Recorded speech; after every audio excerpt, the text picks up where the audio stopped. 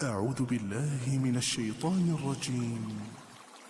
Karena kalau kita berbicara sahabat Nabi, maka kita berbicara tentang mereka yang telah mentransferkan Islam kepada kita semua. Karena merekalah para da'i pertama setelah Nabi SAW yang mengantarkan Islam sampai bisa mengetuk rumah kita. Seluruh syariat Islam, baik dari Al-Quran ataupun dari sunnah Nabi SAW, sampai kepada kita lewat para sahabat. Kepada keluarganya, kepada para sahabatnya, dan yang setia meniti di atas sunnahnya hingga hari kiamat kelak. Allahumma amin. Ikhwani wa akhwati fid din, a'azzani Allah wa iyyakum. Melanjutkan pembahasan kitab Huququs Sahabati 'alal Ummah, hak-hak sahabat atas umat, karya Profesor Dr. Saleh bin Abdul Aziz bin Uthman Sindi hafizahullah ta'ala. Pertemuan ini ayuhal ikhwah sekaligus merampungkan dan pertemuan terakhir dari pembahasan yang kita bahas ini tentang hak-hak sahabat. Semoga bisa apa yang kita dapatkan insyaallah bisa bermanfaat bagi kita semua. Allahumma amin. Yang akan kita bahas adalah sisa dari hak-hak sahabat Nabi SAW yang belum kita bahas. Hak yang ke-8, hak yang ke-9, dan hak yang terakhir adalah hak yang ke-10. Ikhwani fiddin wal akhwat, a'azzani Allah wa iyyakum. Hak yang ke-8 yang wajib kita tunaikan terhadap para sahabat Nabi SAW adalah as-sukutu amma syajara bainahum wa adamul khawdi fihi. Kita tidak boleh mengomentari pertikaian sesama para sahabat. Sukut, yakni diam, tidak mengomentari apa-apa yang terjadi di kalangan para sahabat dari pertikaian dan perselisihan. Wa adamul khawdi fihi, dan tidak boleh mendalami permasalahan mereka. Nanti kita sebutkan kenapa ini bagian dari hak sahabat dan kenapa kita enggak terlalu mendalami. Kalau hanya sekadar tahu, hanya dalam karena ingin mempelajari tarikh, sejarah, itu pun nanti ada rinciannya. Secara umum kita sukut, silent, tidak mengomentari apa yang terjadi di kalangan para sahabat dari pertikaian sesama mereka, dan tidak boleh mendalaminya. Kita simak penjelasan dari beliau, penyusun kitab ini. Kata Syekh hafizahullah ta'ala, fama hasala bainahum radhiyallahu anhum min fitnatin wa qitalin wa niza' wa musya'anah, fa inna mimma yalzamul muslimu fihi al-i'rab wa tayyib 'adamul. Apa-apa yang terjadi di kalangan para sahabat dari fitnah, peperangan, pertikaian, perselisihan, maka seyogianya seharusnya seorang muslim al-i'rab, berpaling dari itu semua. Wa menutup diri dan tidak boleh menyelaminya. Tidak boleh menyelaminya, sebagaimana disebutkan oleh Ibnu Ruslan dalam kitab Az-Zubad fi fiqh Syafi'i, dalam fikih Syafi'i, Zubad namanya, karangan Ibnu Ruslan. Beliau mengatakan dalam bait syairnya, wa ma jara bainas sihabi nasqutu anhu wa ajrul ijtihadi nuthbitu. Apa yang terjadi di kalangan para sahabat maka kita diam, tidak boleh komentarinya, dan mereka mendapatkan pahala ijtihadnya. Jadi apa yang terjadi, kata Ibnu Ruslan, dari para sahabat itu ijtihad. Karena semua para sahabat Nabi itu mujtahid. Yang namanya mujtahid, kalau benar dapat berapa pahala? Dapat 2. Kalau salah 1. Nah, kita yang bukan mujtahid komentari itu, kira-kira dapat pahala atau dapat dosa? Dapat dosa. Jadi ada faedahnya tidak? Nggak ada faedahnya. Justru amalan kita nanti keserap sama para sahabat. Kenapa? Karena kita gibahi mereka. Dan gibahnya para sahabat kepada para sahabat itu berbeda dengan gibah kepada selain sahabat. Dagingnya lebih racun, hati-hati. Dagingnya para ulama itu racun. Orang yang makan riba sebagaimana disebutkan Imam tadi, wala yattab ba'dukum ba'dha ayuhibbu ahadukum ay ya'kula lahma akhihi maitan fakarihtumu. Jangan kalian saling riba, karena orang yang riba kata Allah itu seakan-akan makan bangkai saudaranya. Makan bangkai saudaranya, hati-hati. Ya, jangan sampai kita makan daging saudara kita, apalagi itu para sahabat Nabi sallallahu alaihi wasallam.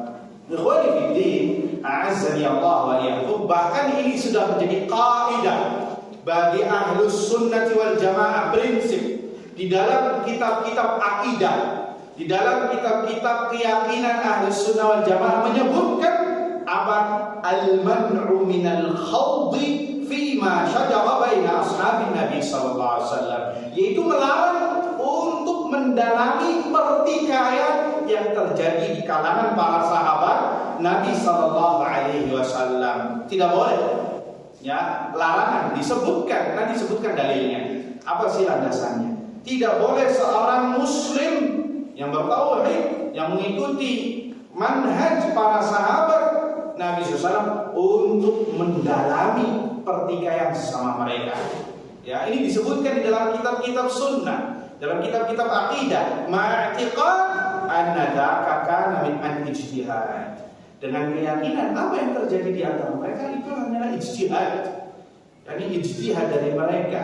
Ya, apa namanya ijtihad kalau bahasa Indonesianya apa? Ijtihad itu apa? Inisiatif yang didasari dengan ilmu. Inisiatif yang didasari dengan ilmu, bukan karena perasaan, tapi karena ilmu. Itu namanya ijtihad. Kalau benar dapat 2 pahala, kalau 1 dapat 1 pahala. Itu ijtihad. Jadi apa yang terjadi di sesama para sahabat itu ijtihad. Ya, maka kita nggak boleh koar-koar masalah ini. Ya, nggak boleh koar-koar sebagaimana disebutkan oleh para ulama, wal haqqu fi fitnatin baina as-sihabi jarat huwa as-suqutu wa anna al-kulla mujtahid. Dan al-haq yang terjadi di kalangan para sahabat dari pertikaian itu kita harus diam, karena apa yang terjadi itu adalah ijtihad dan semua para sahabat itu adalah mujtahid. Ikhwani fiddin, azani Allah wa iyyakum. Setidaknya ada 5 perkara ya yang membuat kita harus diam, nggak boleh mengomentari apa yang terjadi di kalangan para sahabat dari pertikaian dan perselisihan. Ada 5 perkara. Kenapa kita nggak boleh? Ini landasannya 5 perkara ini. Perkara pertama adalah sebagai perintah kita mengikuti perintah Nabi SAW. Apa perintah Nabi SAW? Nabi SAW bersabda, "Idza dzukira ashabi fa'amsiku." Apabila disebutkan nama para sahabatku, diam. yakni tidak boleh mengomentari kecuali yang baik. Itu makna fa'amsiku, tak boleh kebablasan. Ini dasarnya dari hadis Nabi. Hadisnya hadis diriwayatkan oleh Imam Tabrani dari hadis Ibnu Mas'ud, dan hadis ini dihasankan atau disahihkan oleh Syekh Albani. Idza dzukira ashabi fa'amsiku. Ya, jangankan kita disuruh mencela, disuruh ngomong yang setidaknya tidak ada kebaikan, kita tidak boleh. Ini perintah yang mendasar dari perkataan Nabi Shallallahu Alaihi Wasallam. Jadi ini, ya kita nggak boleh terang-terangan, ya nggak boleh. Makanya para ulama itu ya, memakruhkan orang yang belajar tarikh para sahabat yang disebutkan masalah khilaf, masalah pertikaian. Mereka saking hati-hatinya, cuman hanya sekedar salah yang pandang aja, habis itu udah tutup. Kenapa? Ditakutkan nanti hati kita, nanti kita sebutkan poin kedua atau ketiga, nanti akan menjelek-jelekan siapa? Para sahabat. Kalau sudah menjelekan, masuk dalam dosa tidak? Sudah dosa apa lagi sampai ini si fulan salah ini. Kenapa? Tamak jabatan karena ingin menguasai, ingin dapat khalifah. Nah, ada tuh guru yang kayak gitu. Ada guru sirah. Anda masih ingat ya, guru sirah atau dosen sirah, dosen tarikh sejarah yang mengatakan ini tentang para sahabat. Nah, ini dosa besar. Ini pentingnya kita belajar manhaj misalnya, sehingga kita hati-hati ngomong para sahabat.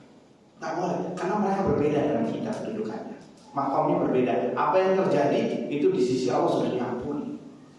Ya, dan kita sebutkan perkataan Umar bin Abdul Aziz rahimahullah taala tentang perkara ini. Tapi perkara yang kedua adalah yang melandasi kita tidak boleh mendalami apa yang terjadi di antara para sahabat adalah annahu la faidata turja min wara'iha.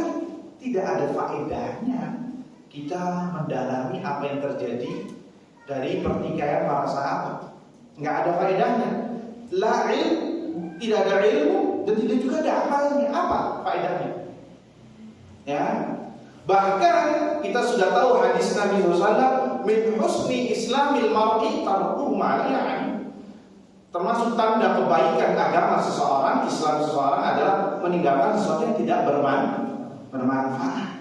Justru kalau kita mendalami apa yang terjadi, nanti kita ada sedikit kejengkelan kepada salah satu sahabat Nabi SAW. Oh, ini gara-gara ini, gara-gara ini, gara-gara itu. Maka kalau ingin belajar, cukup hadis lain mana, dan ini harus dengan guru yang mumpuni. Jangan otodidak, nanti memberikan kesimpulan yang salah nantinya. Akhirnya sok tahu lagi. Oh, ini biasanya nih sebagai contoh Muawiyah ini korban. Muawiyah bertikai dengan Ali bin Abi Thalib. Ali yang dijelek-jelekin Muawiyah. Dan itu yang kita dengar ya. Muawiyah kayak gini, begini, ambisius dan lain sebagainya. Ini nggak benar, nggak boleh. Muawiyah sahabat Nabi SAW, dan apa yang terjadi maghfur, diampuni oleh Allah Subhanahu wa taala. Beliau adalah khalul mukminin, ya, pamannya kaum mukminin. Kalau istri-istri Nabi ibunda kaum mukminin, maka Muawiyah khal, paman kaum mukminin. Tatkala ada yang menjelek-jelekan Muawiyah, menjelek-jelekan kaum muslimin juga. Nah, ini yang sering diserang oleh musuh-musuh Islam dari Muawiyah. Bahkan disebutkan oleh para ulama, Muawiyah itu sitr, penutup para sahabat Nabi. Tatkala sudah menjelek-jelekan Muawiyah, maka kelihatan agamanya ini orang nggak benar. Ya, ini orang nggak benar, waliyadu billah. Jadi kita harus meredam, mengerem, jangan sampai bablas. Ini pentingnya belajar bersama guru. Ya, jangan otodidak, salah.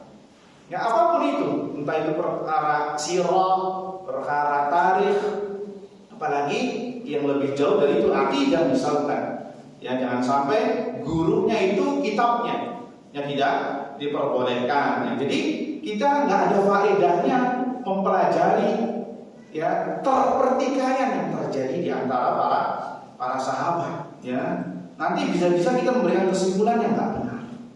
Ya, disebutkan oleh Umar bin Abdul Aziz rahimahullah taala, ya, tatkala mengomentari apa yang terjadi di kalangan para sahabat, apa kata beliau?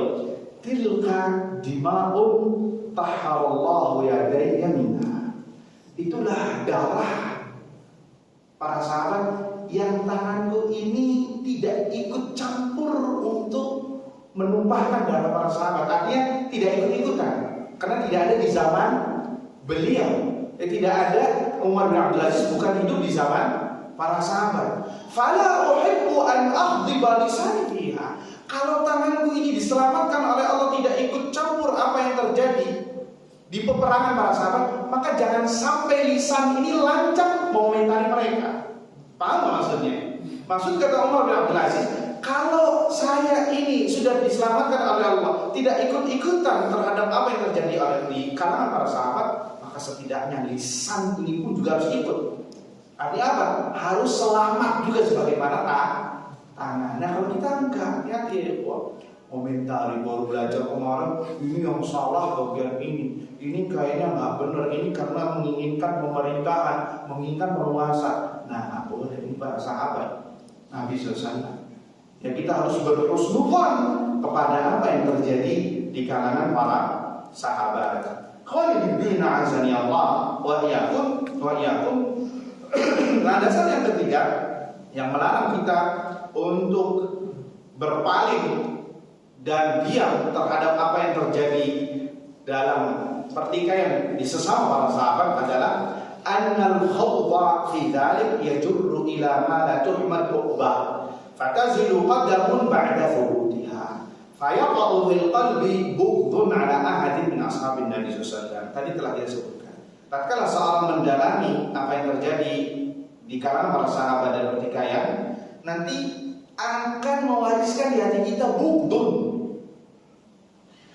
kebencian kepada salah satu sahabat Nabi Shallallahu Alaihi Wasallam, dan ini salah besar dan bisa jadi masuk dalam kategori dosa besar. Waliyadu billah, hati-hati ya ikhwan. Al Imam Al Barbahari rahimahullah mengatakan, ya, dalam masalah poin yang ketiga ini, wala tuhaddits bi syai'in min zalalihim wala harbihim wala ma ghaba 'anka ilmu wala tasma'uhu min ahadin yuhadditsu bih fa innahu la yaslamu laka qalbuka in sami'ta.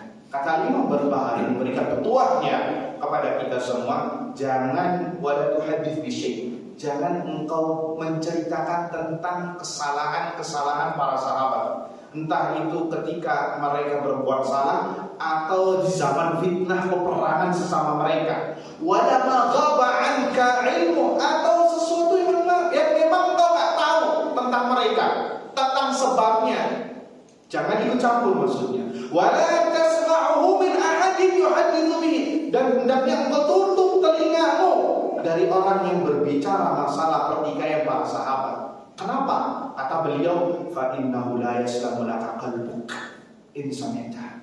Karena bisa jadi hatimu enggak bakal selamat tatkala engkau mendengar ada orang yang membahas masalah pertikaian sama sahabat. Sehingga engkau menjadi apa itu? Orang yang menjadi pendukungnya si fulan dari kalangan para sahabat. Ya, agar apa? Hati kita tetap bersih ya terhadap sahabat Nabi Sallallahu Alaihi Wasallam. Kemudian perkara yang keempat, kenapa kita nggak boleh mendalami pertikaian para sahabat, bahwasanya anna ahlal kadhibi wan nifaq wal bid'ah qad dasu fi hadzal bab syai'an katsir. Karena banyak sesuatu yang ditambahkan yang sebenarnya nggak terjadi. Entah itu tuduhan dusta dari kalangan musuh-musuh Islam, dari kalangan ahlu bid'ah yang tidak suka dengan para sahabat Nabi sehingga dilebih-lebihkan.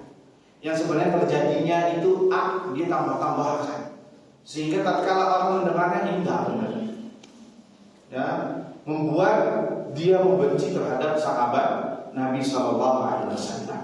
Ya, dari kalangan ahlu bid'ah. Bahkan kata Syekh di sini mengatakan banyak sekali referensi literatur yang dijadikan literatur itu tidak sesuai fakta tatkala berbicara masalah pertikaian para sahabat. Makanya belajar sirah, belajar tarikh itu seperti belajar hadis, harus ada sanadnya. Karena setiap orang bisa menambahkan cerita atau menguranginya. Ya, bisa menambahkan cerita atau menguranginya. Dan banyak sekali sirah Nabi yang ceritanya nggak ada tapi tersebar luas. Itu sirah Nabi loh, yang sebenarnya nggak terjadi tapi ada. Kenapa?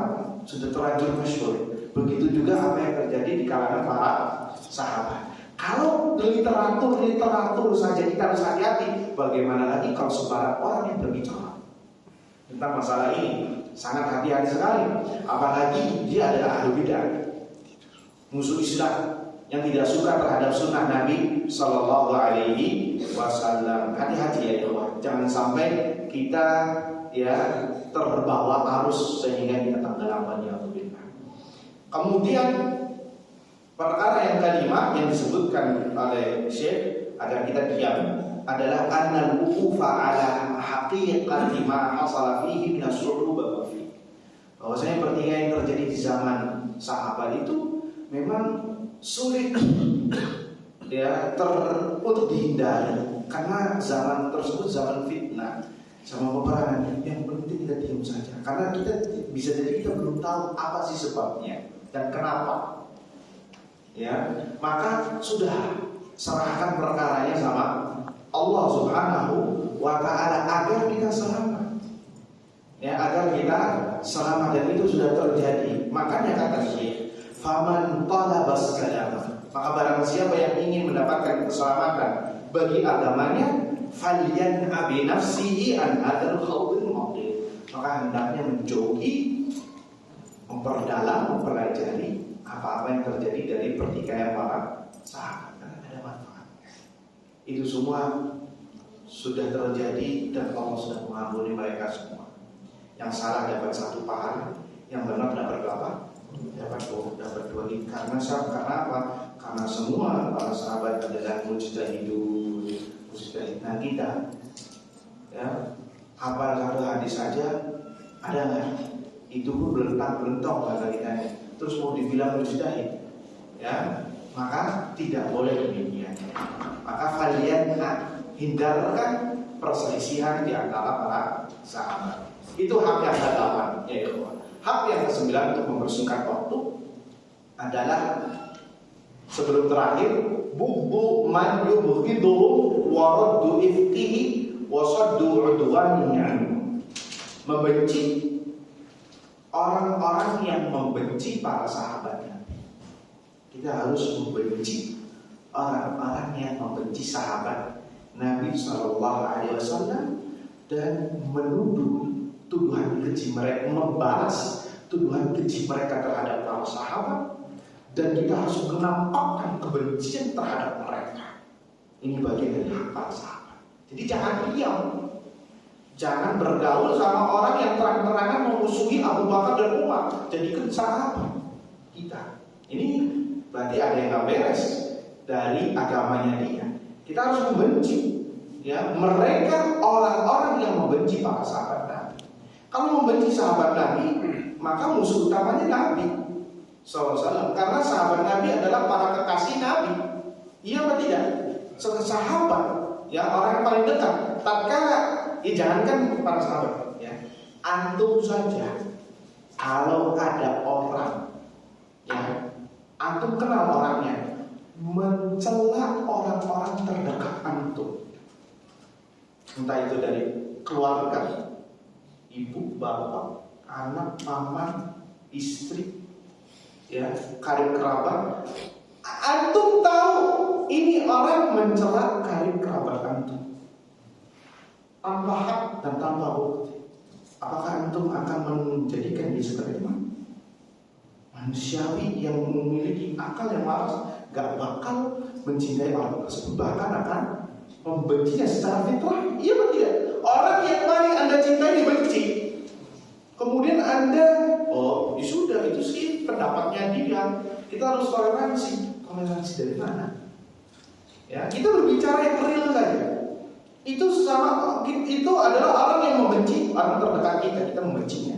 Nah, bagaimana lagi dengan orang yang membenci sahabat? Maka kita harus membencinya sebagai pembelaan terhadap para sahabat Nabi. Syukur-syukur kalau antum punya ilmu, dan ini bagi ahlul ilm membantah tuduhan mereka, ya, tuduhan mereka. Jadi jangan bermesra-mesraan dengan orang-orang yang terang-terangan mengatakan agama kami dibangun di atas melaknat para sahabat. Agama kami, kata mereka, dibangun dalam rangka untuk mencela para sahabat. Dan mencela para sahabat menurut mereka yang sesat ini adalah ibadah. Waliyahulillah. Terus kita jadikan mereka teman. Ya, ini perlu dipertanyakan agamanya. Waliyahulillah. Al-Imam Tahawi rahimahullah ta'ala mengatakan dalam kitab beliau Aqidah Tahawiyah, wa nubghidu man yubghiduhum wa bighairil khairi yadhkuruhum. Dan kami membenci orang-orang yang membenci para sahabat, bighairil khairi yadhkuruhum, karena mereka suka mencela para sahabat, maka kita pun membenci mereka. Ya, yang suka mencela, menghina, melecehkan, maka kita membencinya. Ya, kalau membenci tidak akan menjadikan dia teman, ya, menampakkan permusuhan. Makanya Syiah dengan Sunni abadan gak bakal nyambung. Abadan selamanya gak bakal nyambung antara minyak dengan air. Gak bakal nyambung, ya Pak. Kenapa? Karena masalah ini. Apakah antum ridho bergaul dengan orang yang mengatakan Aisyah di neraka?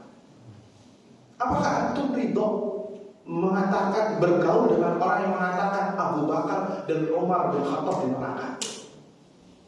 Apakah antum ridho bergaul dengan orang yang mengatakan Aisyah itu pezina? Waliyahzubillah. Mana kecemburuan agama kita terhadap mereka? Hanya dengan dalih toleransi. Tidak ada toleransi dalam masalah. Toleransinya adalah lakum dinukum waliyadin. Ya, tidak menjadikan teman, tidak menjadikan sahabat, walaupun itu bagian dari keluarga kita. Karena ini adalah agama dan Syiah bukan bagian dari Islam. Mazhab terluar dari Islam. Sebagai ulama menghukumi mereka murtad, menghukumi mereka murtad, daging sembelihan mereka tidak halal untuk dimakan. Karena masalah ini, masalah sahabat ini jangan dikira ini permasalahan furu', permasalahan cabang, ini permasalahan usul antara jannah dan nar.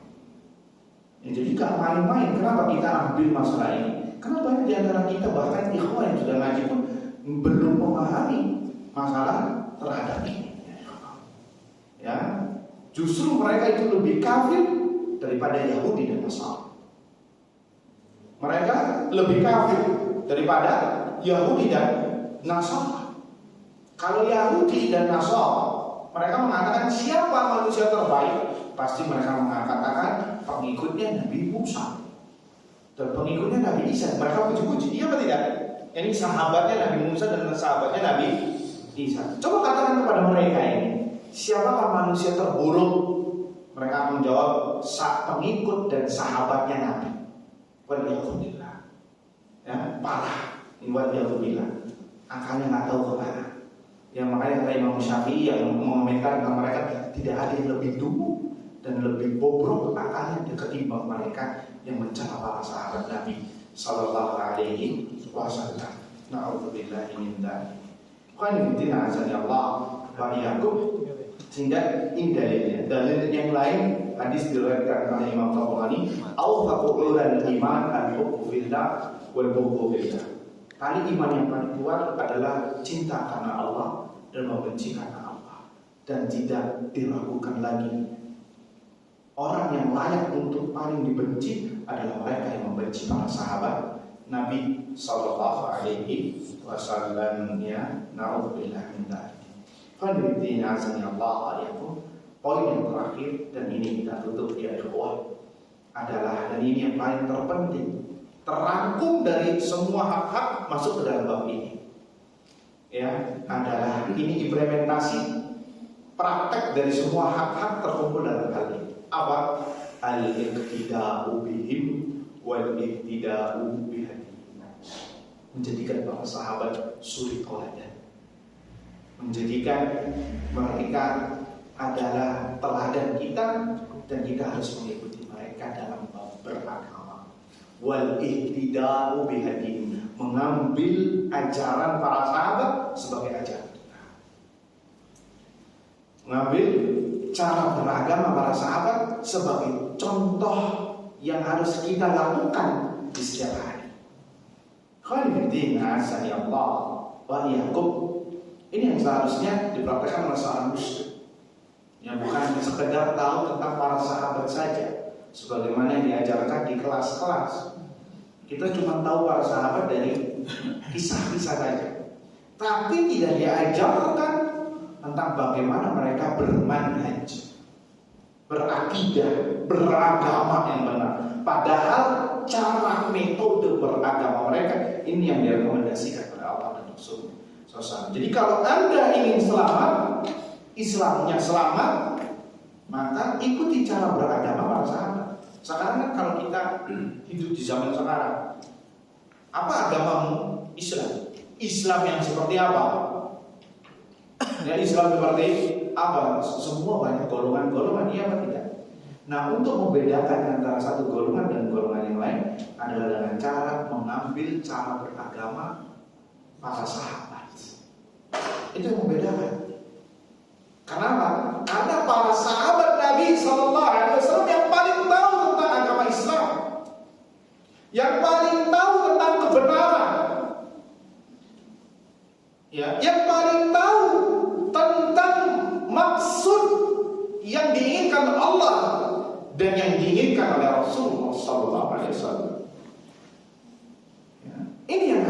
jaga ya Allah.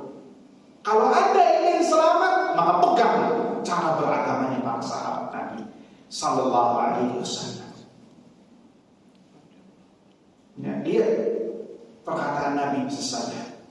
Tatkala Nabi SAW sedang menyebutkan sekte-sekte umat ini, hadisnya sahih ya. Beliau mengatakan bahwasanya Yahudi itu terpecah menjadi 71 golongan. Nasara itu terpecah menjadi 72 golongan. Kemudian kata Nabi SAW, "Wasataftariqu ummati ala 73 firqah, kulluha finnar illa wahidah." Dan umatku akan terpecah menjadi 73 golongan, semuanya final masuk neraka, satu yang selamat. Semuanya final masuk neraka, satu yang selamat. Maka para sahabat bertanya, "Ya Rasulullah, wa manil wahidah?" Siapakah satu itu yang selamat? Maka simak jawaban Nabi SAW. Lihat apakah Nabi mengatakan Al-Quran dan Sunnah? Jawabannya tidak. Jawabannya adalah, simak baik-baik ya. Ini tentang masalah hak yang terakhir. Qal ma ana alaihi al-yawma wa ashabi. Yaitu mereka yang berusaha beragama sebagaimana aku beragama dan para sahabatku.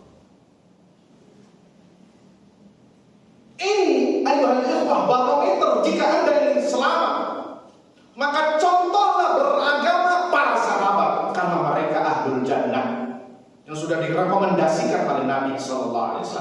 Lihat, Nabi tidak mengatakan Al-Quran dan Sunnah, tapi mengatakan aku dan para sahabat, pemahamanku dan pemahaman para sahabat. Sekarang ya ikhwah, semua kelompok-kelompok Islam semuanya mengaku saya berada di dalam Al-Quran dan Sunnah. Iya apa tidak? Iya, beragama dengan Al-Quran dan Sunnah. Tapi kenyataannya kok mereka berbeda-beda. Kok mereka bisa saling sesat dan saling menyesatkan. Kok padahal mereka mengatakan di atas Al-Quran dan Sunnah. Kenapa ya Pak? Tahu jawabannya kenapa? Karena mereka memahami Al-Quran dan Sunnah dengan pemahamannya sendiri. Dengan pemahamannya sendiri yang terbatas, sehingga banyak yang salah dan sesat.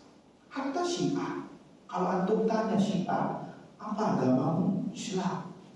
Apa landasanmu? Al-Quran dan Sunnah. Kok bisa sampai kayak gitu? Kenapa? Karena memahaminya dengan pemahaman yang salah.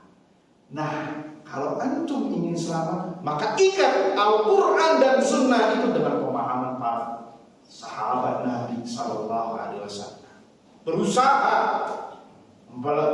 mempelajarinya dan mengamalkan apa yang diamalkan oleh para sahabat Nabi, pasti selamat ya, ya, pasti selamat. Makanya Imam Ahmad rahimahullah di dalam kitab beliau Usul Sunnah, beliau mengatakan usul sunnah indana, usul perkara yang paling fundamental dalam agama kami adalah at-tamassuk bima kana alaihi sahabatun Nabi sallallahu. Berpegang teguh sebagaimana para sahabat Nabi berpegang teguh. Ini yang harus kita jadikan dan pegang erat-erat, gigitlah dengan gigi gerak. Lihat para sahabat melakukan demikian apa tidak? Karena mereka yang paling pertama, yang paling semangat dalam menjalankan al-haq ini, dan sudah direkomendasikan oleh Allah Subhanahu Wa Taala.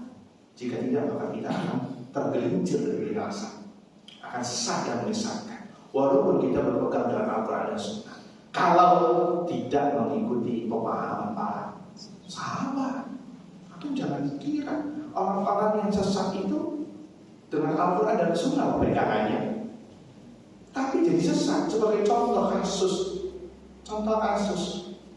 orang-orang Khawarij. Tahu Khawarij yang suka kopar kafir itu, yang suka kopar kafir, mengkafirkan kaum muslim. Mereka mengkafirkan kaum muslim dengan Al-Quran. Ya, Ya, qala Allah azza wa jalla, Allah azza wa jalla berfirman, "Wa man lam yahkum bima anzalallah fa ulaika humul kafirun." Barang siapa yang tidak berhukum dengan hukum Allah, maka kafir. Ini dalilnya. Iya, itu dalilnya ada. Sehingga ayat ini mereka telan mentah-mentah. Telan mentah-mentah. Apa yang terjadi? Setiap yang tidak berhukum dengan hukum Allah kafir. Pemerintah kita kafir. Ya. Negara ini kafir. Kenapa? Tidak berhukum dengan hukum Allah SWT. Bahkan seluruh kaum muslimin dikafirkan, kecuali dia dengan istri dan anaknya yang nggak kafir. Maka jangan heran terjadi penghukuman, pembantaian. Kenapa?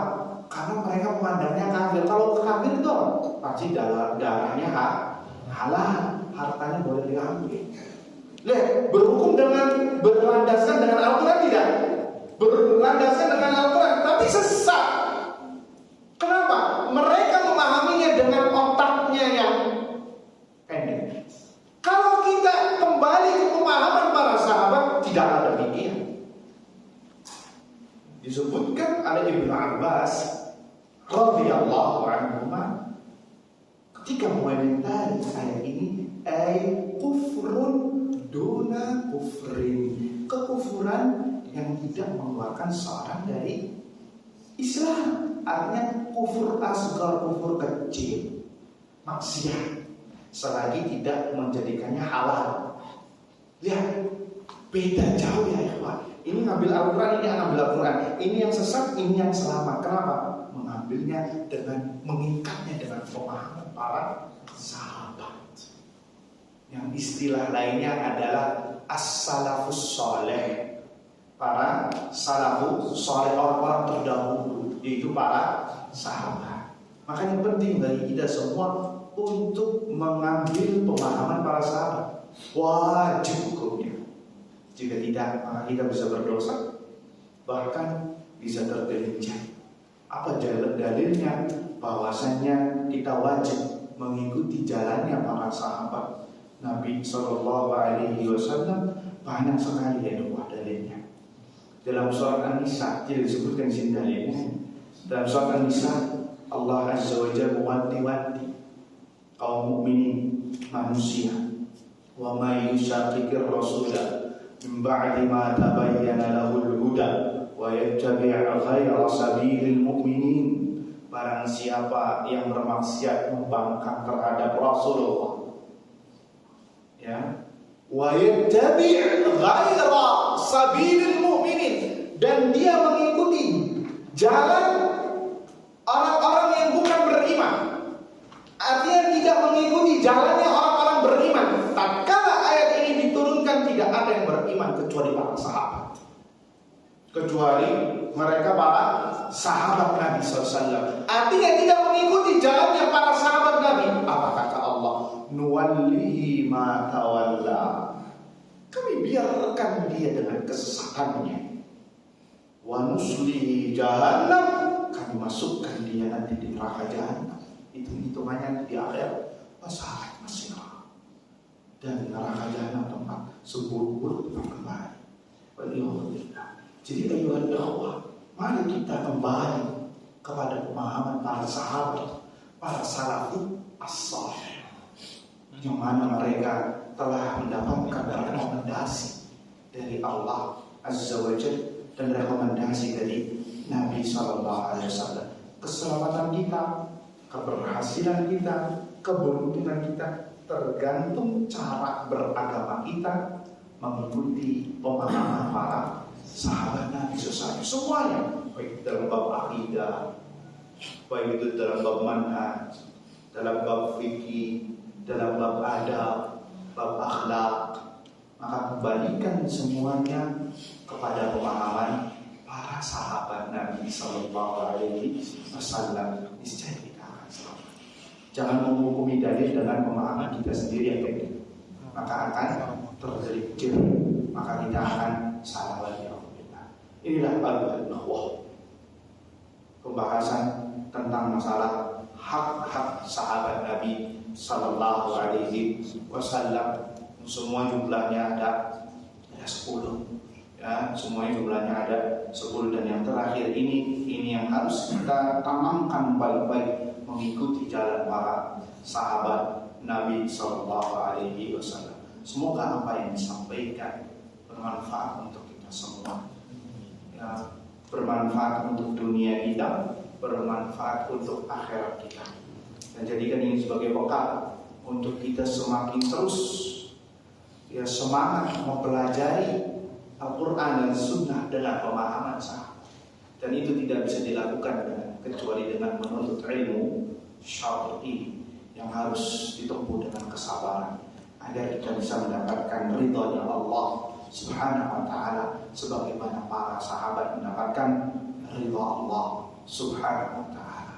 Semoga apa yang disampaikan bermanfaat, dan semoga kita semua dikumpulkan oleh Allah Subhanahu wa ta'ala bersama para sahabat Nabi Sallallahu Alaihi Wasallam di jannahnya, dan bersama Rasulullah Sallallahu Alaihi Wasallam di jannah Firdaus. Amin amin ya rabbal alamin. Dan saya ayo ikhwah, kita tutup dengan doa kafaratul majlis. Subhanallahumma wa bihamdika asyhadu an la ilaha illa anta astaghfiruka wa atubu ilaik. Assalamualaikum warahmatullahi wabarakatuh.